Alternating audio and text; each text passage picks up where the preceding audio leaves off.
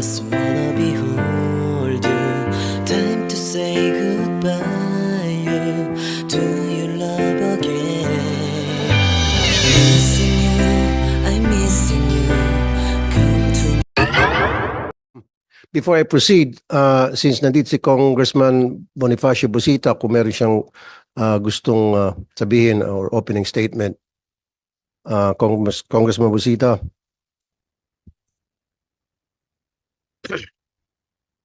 Thank you, Mr. Chair. Sa ating po lahat, good morning.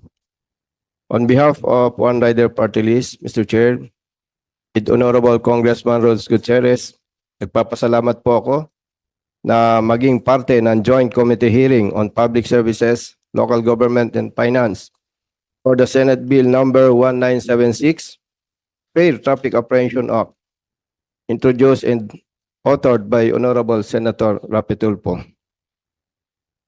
Mr. Chair, since 2006, noong ako po ay nasa active service pa sa PNP at nakatalaga sa PNP Highway Patrol Group, marami na po ang humingi ng tulong sa akin na mga nabibiktima ng pang-abuso at maling pagpapatupad ng batas.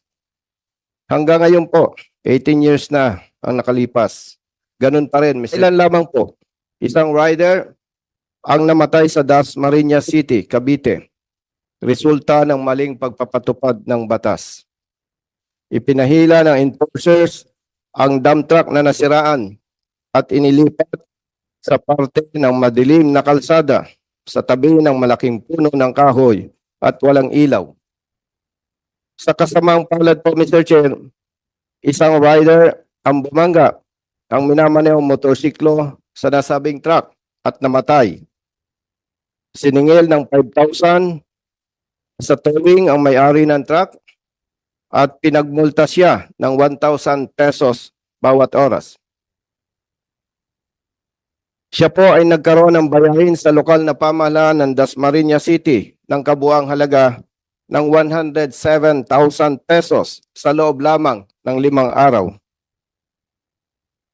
Sa LTO, Mr. Chair, maraming beses na po nating napatunayan may mga district officers, enforcers, inspectors, even evaluator, hindi alam ang batas na kanilang ipinatutupad.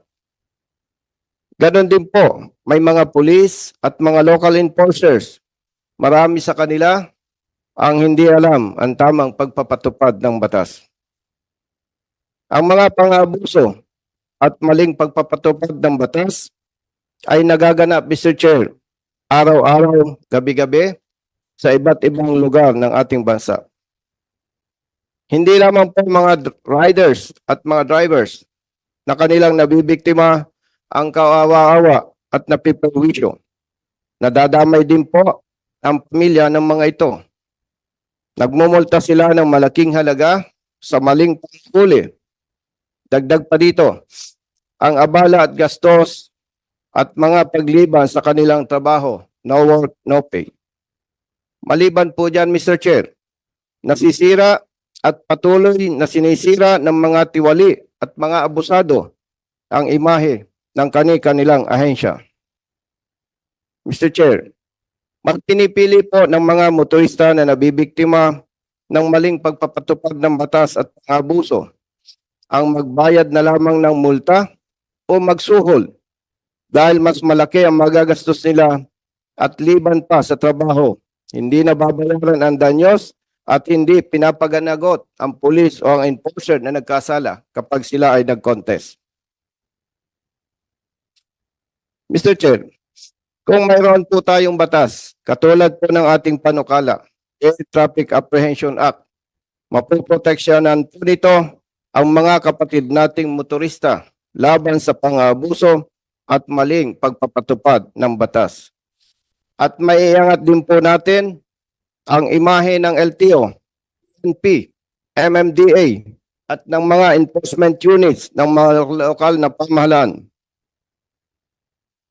Mr. Chair, bilang principal author po ng House Bill number 3366 sa Kongreso para sa Fair Traffic Apprehension Act, nagpapasalamat po ako na dito sa Senado ay nabigyan ng atensyon at priority ang Senate Bill number 1976, Fair Traffic Apprehension Act, authored by Honorable Senator Raffy Tulfo.